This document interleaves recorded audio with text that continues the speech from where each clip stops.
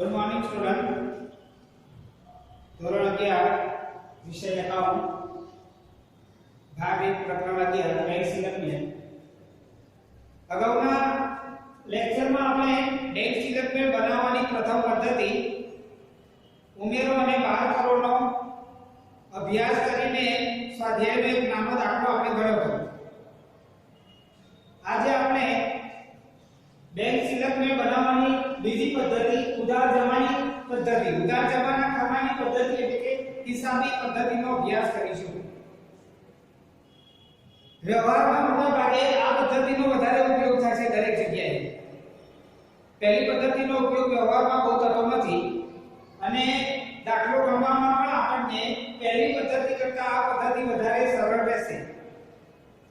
તો અહીંયા ઉધાર જમા ખાતાની પદ્ધતિ હિસાબી પદ્ધતિ ઉધાર અને જમાના ખાતાની પદ્ધતિ। અહીંયા બેંક સ્ટેટમેન્ટ બનાવતી વખતે અગાઉની પદ્ધતિમાં પણ બેંક સ્ટેટમેન્ટમાં 4 ખાના હતા: વ્યવહાર નંબર, વિગત, રકમ, અહીંયા પણ બેંક સ્ટેટમેન્ટના 4 ખાના છે। પહેલું ખાનું વ્યવહાર નંબર, બીજા નંબરનું ખાનું વિગત જેમાં બધા વ્યવહારો લખવાના આપણે તફાવતના કારણો લખવાના, ત્રીજું ખાનું ઉધાર રકમ, ચોથું ખાનું જમા રકમ। હવે અહીંયા રકમને બે ભાગમાં વહેંચવામાં આવે છે: ઉધાર અને જમા। એટલે આપણે ઉધાર જમાના ખાતાની પદ્ધતિ કહેવામાં આવે છે। હવે અહીંયા બેંક સ્ટેટમેન્ટની શરૂઆત કરતી વખતે સૌથી પહેલા આપણને જે બાકી આપ્યું હોય એ બાકી રોકડ બેંક મુજબ અને પાસબુક મુજબ અમુક દાખલામાં તમે બે બાકી આપી છે, તમે ગમે તે બાકી લઈ શરૂઆત કરી શકશો। અહીંયા રોકડ બેંક મુજબ અથવા તો પાસબુક મુજબ ઉધાર બાકી કે જમા બાકી આપેલી હોય, બેંક સિલક કે બેંક ઓવરડ્રાફ્ટ આપેલો હોય તો અહીંયા આપણે એની શરૂઆત કરીશું। તે ધારો કે રોકડ બેંક મુજબ ઉધાર બાકી અથવા તો બેંક સિલક રૂપિયા 10000 પેલા અગાઉના દાખલામાં આપણે જોયું કે રોકડ બેંક મુજબ બેંક સિલક 10000 હતી। તો અહીંયા આપણે ખાસ ધ્યાનમાં રાખવાનું છે બેંક સ્ટેટમેન્ટની શરૂઆત કરતી વખતે અહીંયા જે બાકી જે ચોપડાની બાકી આપ્યું હોય રોકડ બેંક કે પાસબુકની એ બાકીથી શરૂઆત કરવાની। હવે આપણે અગાઉ જ્યારે થિયરીનો અભ્યાસ કર્યો ત્યારે આપણે 4 બાબતો જોઈ હતી કે રોકડ બેંક મુજબ ઉધાર બાકી એટલે બેંક સિલક અને રોકડ બેંક મુજબ જમા બાકી એટલે બેંક ઓવરડ્રાફ્ટ। એના બિલકુલ વિરુદ્ધમાં કે પાસબુક મુજબ ઉધાર બાકી એટલે બેંક ઓવરડ્રાફ્ટ અને પાસબુક મુજબ જમા બાકી એટલે બેંક સિલક। હવે જો રોકડ બેંક મુજબ ઉધાર બાકી એ ખાસ ધ્યાનમાં રાખવાનું છે કે શરૂઆત કરતી વખતે બાકી કયા ખાતામાં લખવી। ધારો કે રોકડ બેંક મુજબ ઉધાર બાકી આપી હોય તો એ ઉધારના ખાતામાં લખવાની રકમ। રોકડ બેંક મુજબ ઉધાર બાકી રૂપિયા 10000 તો અહીંયા લખવાનું રોકડ બેંક મુજબ ઉધાર બાકી 10000 ઉધારના ખાતામાં લખવાની। એવું કહ્યું કે રોકડ બેંક મુજબ જમા બાકી અથવા તો રોકડ બેંક મુજબ બેંક ઓવરડ્રાફ્ટ 10000। હવે આપણે ખાસ અહીંયા નોંધવાનું છે કે રોકડ બેંક મુજબ બેંક ઓવરડ્રાફ્ટ એટલે જમા બાકી કહેવાય। તો અહીંયા લખવાનું રોકડ બેંક મુજબ બેંક ઓવરડ્રાફ્ટ રકમ કયા ખાતામાં લખવાની? જમામાં। એટલે દાખલો ગણવાની શરૂઆત આપણે કરીએ ત્યારે આ ખાસ ધ્યાનમાં રાખવાનું છે। એવું સીધું લખ્યું હોય તો આપણને ખબર પડી જશે કે પાસબુક મુજબ ઉધાર બાકી તો ઉધારમાં લખી દેવાની, પાસબુક મુજબ જમા બાકી તો જમામાં લખી દેવાની, રોકડ બેંક મુજબ ઉધાર બાકી તો ઉધારમાં લખવાની, રોકડ બેંક મુજબ જમા બાકી જમામાં લખવાની। પરંતુ બે શબ્દો અમુક વખતે રોકડ બેંક મુજબ બેંક સિલક, રોકડ બેંક મુજબ બેંક સિલક એટલે આપણે શું કરવાનું એના માટે? રોકડ બેંક મુજબ બેંક સિલક ત્યારે હોય ઉધાર બાકી। શું હોય? ઉધાર બાકી। એ બે 4 લખાવો જોઈએ તમને થિયરીના લેક્ચરમાં કે રોકડ બેંક મુજબ ઉધાર બાકી એટલે બેંક સિલક અને રોકડ બેંક મુજબ જમા બાકી એટલે બેંક ઓવરડ્રાફ્ટ। તો એ એવું કહ્યું કે રોકડ બેંક મુજબ બેંક સિલક તો એ શું કહેવાય? ઉધાર બાકી, તો એને ઉધારના ખાતામાં લખવાની। રોકડ બેંક મુજબ બેંક ઓવરડ્રાફ્ટ એટલે જમા બાકી, તો એ રકમ અહીંયા જમાના ખાતામાં લખવાની। એ જ રીતે પાસબુકમાં એનાથી વિરુદ્ધમાં બે તમે યાદ કરી લેશો કે રોકડ બેંક ઉધાર બાકી એટલે બેંક સિલક, તો પાસબુકની જમા બાકી એટલે બેંક સિલક, રોકડ બેંકની જમા બાકી એટલે બેંક ઓવરડ્રાફ્ટ, પાસબુકની ઉધાર બાકી એટલે બેંક ઓવરડ્રાફ્ટ। પહેલા બે આપી જાય એના વિરુદ્ધમાં લખી દેવાનું, વિચારવાનું। બરાબર તો અહીંયા એ રીતે કરી શકે પાસબુક ની જમા બાકી આપેલી છે તો જમા લખી દેવાની છે પરંતુ પાસબુક મુજબ બેંક સિલક રૂપિયા 10000 તો હવે પાસબુક મુજબ બેંક સિલક 10000 એનો મતલબ શું થયો જમા બાકી હોય તો એ પાસબુક મુજબ બેંક સિલક જમા બાકી હોય એટલે જમા ખાનામાં લખવાની પાસબુક મુજબ બેંક ઓવરડ્રાફ્ટ કીધો છે પાસબુક મુજબ બીઓડી તો એનો મતલબ કે પાસબુક મુજબ બીઓડી બેંક ઓવરડ્રાફ્ટ એટલે ઉધાર બાકી કહેવાય તો ઉધારના ખાનામાં લખવાની ખાસ આ ધ્યાન રાખવાનું છે શરૂઆત જો આડી અવળી લખાઈ ગઈ તો નીચે આપણને તકલીફ પડશે બેલેન્સ મેળવવામાં તો અહીંયા ઉધાર બાકી અહીંયા ખાસ કે રકમના ખાનામાં બે ભાગ ઉધાર અને જમાના ઉધાર બાકી ઉધાર ખાનામાં અને જમા બાકી જમાના ખાનામાં લખવી ઉધાર બાકી હોય તો ઉધારના ખાનામાં લખવી જમા બાકી હોય જમાના ખાનામાં હવે તફાવતની રકમ જો અહીંયા બેંક સ્ટેટમેન્ટ બનાવતા પહેલા આપણે તફાવતના કારણો શોધી અને તફાવતની રકમ શોધતા હોઈએ છીએ પાસબુક અને રોકડ મેળ આ બંનેની સરખામણી કર્યા પછી તફાવતના કારણો મળી જાય તફાવતના કારણો મળે એટલે એની નોંધ બેંક સ્ટેટમેન્ટમાં કરવાની છે તો હવે એવું લખ્યું છે ખાસ આ નિયમ ધ્યાનમાં રાખવાનો છે કે જો તફાવતની રકમ ખરેખર કરેલ નોંધમાં ઉધાર કરી હોય તો બેંક સ્ટેટમેન્ટમાં તે જમાના ખાનામાં લખવી નોંધવી અહીંયા પાસબુક અને રોકડ મેળ બંનેમાંથી એક ચોપડામાં તો નોંધ થયેલી હોય તો જ તફાવત ઊભો થાય બાકી થાય નહીં બંનેમાં નોંધ નથી થઈ તો કોઈ તફાવત રહેવાનો નથી તો અહીંયા રોકડ મેળ અને પાસબુક રોકડ મેળનો બેંક ખાનું અને પાસબુક આ બંનેમાંથી કોઈ પણ એક ચોપડામાં તો નોંધ થઈ હોય તો હવે જે ચોપડામાં નોંધ થઈ હોય ધારો કે રોકડ મેળમાં નોંધ ઉધાર બાજુ થઈ હોય તો આપણે એ વ્યવહારને બેંક સ્ટેટમેન્ટમાં વિરુદ્ધમાં જવાનું જમાના ખાનામાં લખી દેવાનું ધારો કે આપણે શું કહેવાય ગ્રાહકો પાસેથી મળેલ 10000 ના ચેક છે જે બેંકમાં નોંધ્યા નથી બેંકમાં ભર્યા નથી ભરવાના રહી ગયા અથવા તો ભરેલ પરંતુ જમા નહીં થયેલ છે આપણે ગ્રાહકો પાસેથી 10000 ના ચેક મળ્યા જે આપણે બેંકમાં ભરી દીધા 31 સુધી એ જમા નથી થયા તો ભરેલ પરંતુ તો આપણને જ્યારે ગ્રાહકો પાસેથી ચેક મળે ત્યારે એની ખરેખર નોંધ પહેલી કરી હોય રોકડ મેળમાં ઉધારવાની તો આપણે અહીંયા એની નોંધ ક્યાં લખવાની જમામાં એ રકમ લખી દેવાની ખરેખર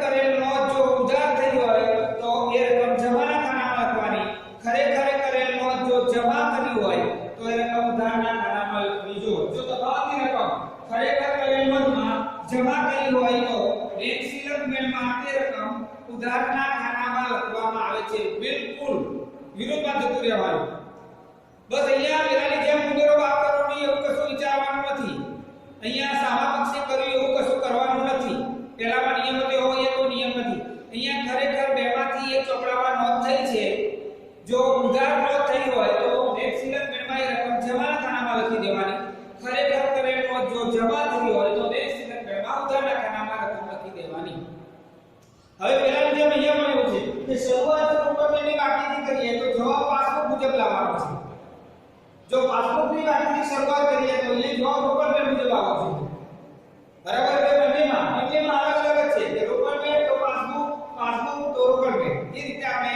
એની નોંધ કરવાની છે તો ખાસ અહીંયા એક જ ધ્યાન રાખવાનું છે તફાવતના કારણને પહેલા વાંચવાનું સમજવાનું દાખલા તરીકે રૂપિયા 10000 ના ચેક બેંકમાં ભરે પરંતુ જમા થયેલ નથી આ કારણ મેં તમને રજૂ કર્યું 10000 ના ચેક બેંકમાં ભરેલ પરંતુ જમા થયેલ નથી ખાતામાં એનો મતલબ કે પાસબુકમાં કોઈ નોંધ થઈ નથી તો નોંધ ક્યાં થઈ રોકડ મેળમાં આપણે ચેક બેંકમાં ભરતા પહેલા ઉધાર બાજુ આવક બાજુ રોકડ મેળની ઉધાર બાજુ એટલે આ બાજુ આવક બાજુ બેંકના ખાતામાં એ 10000 નોંધ્યા છે તો આપણે બેંકના ખાતામાં રોકડ મેળમાં ઉધાર બાજુએ 10000 નોંધ્યા નોંધ કરી હતી ઉધાર બાજુ તો એ રકમ આપણે અહીંયા કયા ખાનામાં લખી દેવાની જમા ખાનામાં લખી દેવાની બીજું કઈ લાંબુ ટૂંકું વિચારવાનું નથી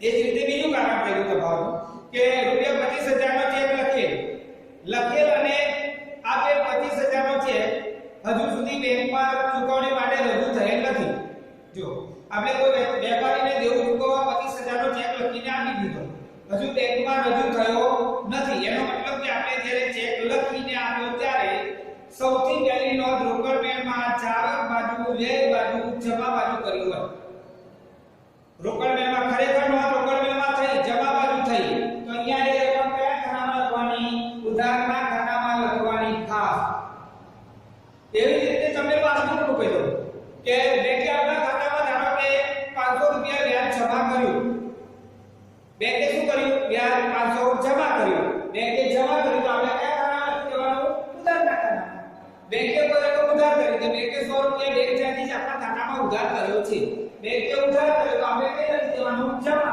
કઈ લાંબુ ટૂંકું વિચારવાનું નથી બેંકે આપણા ખાતામાં રૂપિયા 5000 ડિવિડન્ડ જમા કર્યું બરાબર જમા કરી દીધું તો બેંકે શું કર્યું છે જમા કર્યું છે તો આપણે શું કરવાનું ઉધાર કરી દેવાનું કોઈ ગ્રાહકે આપણા ખાતામાં વારંવાર 10000 રૂપિયા જમા કરાવી દીધા જેની નોંધ રોકડ મેળમાં થઈ નથી તો બેંકે શું કર્યા ખાતામાં જમા કર્યા 10000 તો આપણે કઈ કરવાનું છે ઉધારના ખાતામાં બસ બીજું કોઈ લાંબુ ટૂંકું વિચારવાનું નથી બેંકે જે રકમ આપણા ખાતામાં ઉધાર કરી હોય આપણે ક્યાં રાખવાની જમાના ખાતામાં બેંકે જે રકમ જમા કરી હોય ત્યાં રાખવાની ઉધારના ખાતામાં રાખવાની એ જ રીતે આપણે રોકડ મેળમાં ખરેખર નોંધ તો કરી જ હોય પાસબુકમાં કે બેંકમાં આપણા કોઈ વ્યવહારની નોંધ ના થઈ હોય એનો મતલબ કે આપણે રોકડ મેળમાં એની નોંધ કરી જ હોય તો તફાવત ઊભો થાય તો રોકડ મેળમાં આપણે ખરેખર જો એ વ્યવહારની નોંધ ઉધાર બાજુ કરી હોય તો બેંક સિલક મેળમાં જમા બાજુ લખવાનું રોકડ મેળમાં જમા બાજુ નોંધ કરી હોય તો બેંક સિલક મેળમાં ઉધાર બાજુ નોંધવાનું હવે આપણે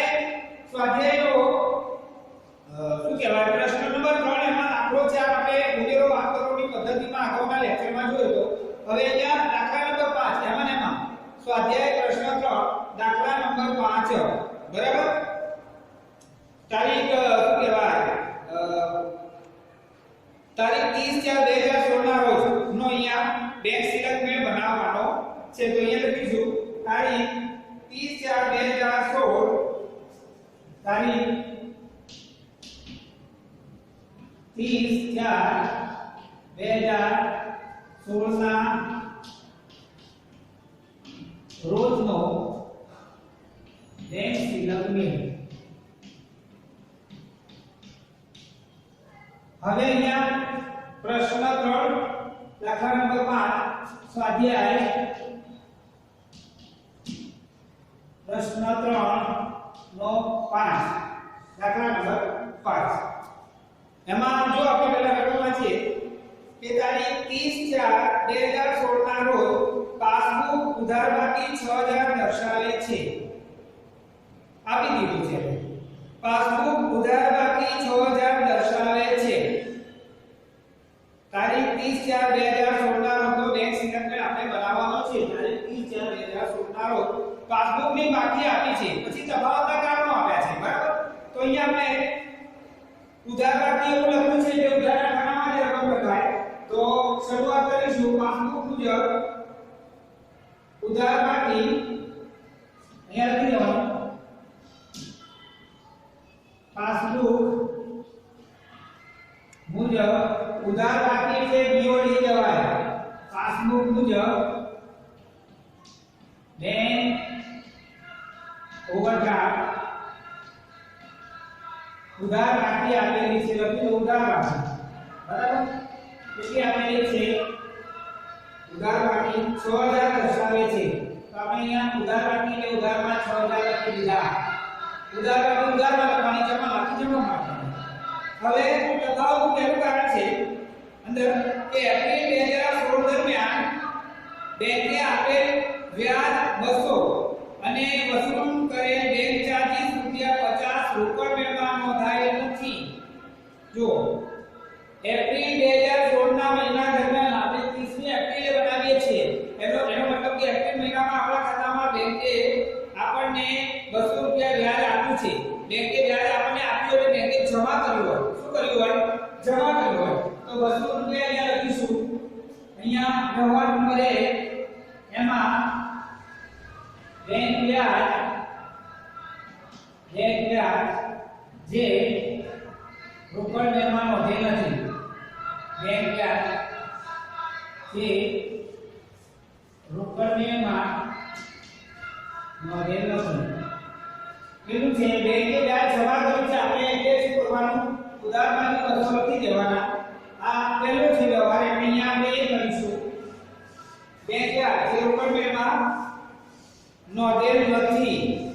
બેંકે વ્યાજ આપેલું છે આપણને એટલે આપણા ખાતામાં જમા કર્યું તો આપણે શું કરી દેવાનું? ઉધાર કરી દેવાનું. રોકડ મેળમાં નોંધ્યું નથી. અને વસૂલ કરેલ બેંક ચાર્જીસ 50 રોકડ મેળમાં નોંધેલ નથી. એટલે બેંક ચાર્જીસ બીજું એમાં બેંક આપણા પાસેથી આપણને જુદી જુદી સેવાઓ આપે એના બદલામાં ચાર્જ વસૂલ કરે. એટલે બેંકે આપણા ખાતામાં 50 રૂપિયા બેંક ચાર્જીસ ઉધાર્યો હોય, શું કર્યું હોય? ઉધાર્યો હોય તો એ જમા કરવાનો. અહીંયા લખવાનું બેંક ચાર્જીસ જે રોકડ મેળમાં નોંધેલ નથી પેલો છે બેંકે 50 ઉધાર્યો છે તો આપણે શું કરવાનું? જમા ખાનામાં લખી દેવાનું. પછી બીજું કારણ છે જ્યારે રૂપિયા 4000 ના ચેકો લખેલ પરંતુ બેંકમાં રજૂ થયેલ નથી. 4000 ના ચેક આપણે દેવું ચૂકવવા લખ્યા પરંતુ રજૂ થયા નથી. જો એનો મતલબ કે બેંકમાં પાસબુકમાં એની કોઈ નોંધ થઈ નથી તો આપણે ખરેખર કયા ચોપડામાં નોંધ કરી હોય? રોકડ મેળમાં. રોકડ મેળમાં કોઈને ચેક લખીને આપીએ એટલે કઈ બાજુ નોંધ કરીએ? બે બાજુ, ચાલક બાજુ, જમા બાજુ. તો રોકડ મેળમાં એની નોંધ જમા બાજુ થઈ હોય તો અહીંયા આપણે 4000 કઈ રકમ કઈ બાજુ લખવાના? ઉધાર બાજુ. 4000 ઉધાર બાજુ લખવાના. અને અહીંયા નંબર 2 શું લખ્યું છે? લખેલ પરંતુ રજૂ નહીં થયેલ છે. અહીંયા કારણ લખવાનું છે લખેલ પરંતુ રજૂ નહીં થયેલ છે. ખરેખર અહીંયા નિયમમાં મેં સમજાવ્યું કે ખરેખર થયેલ નોંધ આપણે રોકડ મેળમાં 4000 ના ચેકો લખીને આપ્યા ત્યારે રોકડ મેળમાં જમા બાજુ એની નોંધ કરી દીધી હોય તો ખરેખર નોંધ જમા બાજુ રોકડ મેળમાં થઈ તો બેંક સ્ટેટમેન્ટમાં આપણે એને ઉધાર બાજુ બતાવી દેવાની રકમ. લાગુ ટૂંકું વિચારવાનું નથી. પછી તારીખ 29/4/2016 ના રોજ તારીખ 2 શું કહેવાય 29/4/2016 ના રોજ તારીખ 2/5/2016 ના રોજ પાકતી રૂપિયા 7000 ની એની હુંડી બેંકમાં વસૂલાત માટે મોકલેલ હતી. અહીંયા વસૂલાત માટે આપણે એની હુંડી 7000 ની 29/4 ના રોજ પાકતી તારીખ હતી 2/5 વસૂલાત માટે મોકલી હતી. બરાબર. એટલે એની કોઈ નોંધ થાય નહીં કારણ કે પાકતી તારીખ કઈ છે? એની 2/5 છે. બરાબર. એટલે 2/5 પાકતી તારીખ છે. આપણે 30/4 નો બનાવીએ છીએ તો અહીંયા એને લખી દેવાનું. ત્રીજા નંબરે અહીંયા નોંધ થાય નહીં. નોંધ થાય નહીં. બરાબર. હવે આપણે અહીંયા પૂરા થઈ ગયા. કારણો પૂરા થઈ ગયા. હવે અહીંયા આપણે પાસબુકની શરૂઆત કરી કે જવાબ રોકડ મેળમાં લેવાનો છે. તો હવે બંને કોલમ જોવાના ઉધાર અને જમા. કઈ બાજુ રકમ આપણને વધારે લાગે છે એ બાજુ સરવાળો કરી દેવાનો. જે બાજુ રકમ વધારે લાગતી હોય એ બાજુનો સરવાળો કરી દેવાનો. તો અહીંયા 6 ને 4 10200 પેલાની જેમ દાતાની જેમ કે સરવાળો બંને બાજુ સરખો. અહીંયા 10200 છે તો અહીંયા જમામાં લખી દેવાનો 10200. ઉધાર જમા કરે થતું હોય ત્યારે બંને બાજુ ઉધાર બાજુ જેટલું સરવાળો હોય એટલો જમા બાજુ લખી દેવાનો. હવે તફાવતની રકમ જે બાજુ આપી હોય ત્યાં લખી દેવાની. અહીંયા 6 4 10200 થયા. અહીંયા ખાલી 50 રૂપિયા છે તો અહીંયા તફાવત કેટલો થાય? 10200 માંથી 50 બાદ કરીએ એટલે 10150 તફાવત થાય. 10150 તફાવત થાય. હવે તફાવત કયા ખાનામાં લખ્યો? આપણે જમા ખાનામાં લખ્યો છે. અહીંયા પાસબુક મુજબ શરૂઆત કરી હતી તો અહીંયા લખવાનું છે રોકડ મેળ મુજબ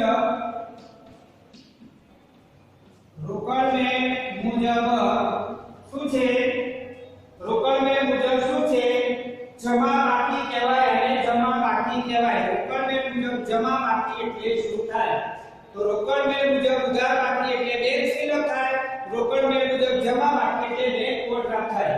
તો રોકડ મેળ મુજબ બેંક ઓવરડ્રાફ્ટ BOD રોકડ મેળ મુજબ બેંક ઓવરડ્રાફ્ટ એટલો 10150. આ સીધો જવાબ આવ્યો. 10150 રોકડ મેળ મુજબ બેંક ઓવરડ્રાફ્ટ થયો. અહીંયા ખાસ કે જે કોલમમાં ઉધારમાં અથવા જમામાં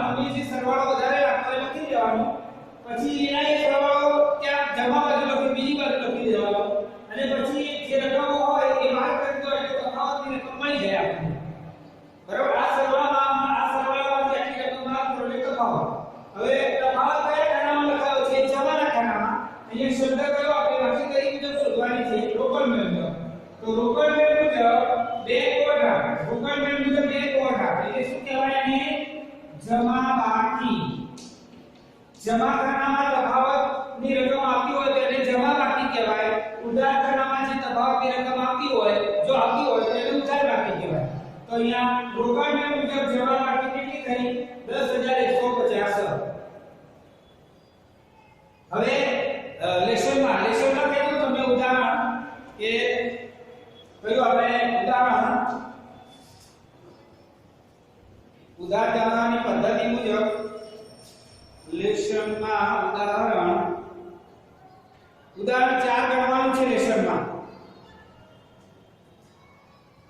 એમાં લખ્યું છે તો ઉદાહરણ 2 ને ઉધાર જમાની ખાનાની પદ્ધતિથી ગણો એટલે લેશનમાં ઉદાહરણ 4 કરવું ચલો થેન્ક્સ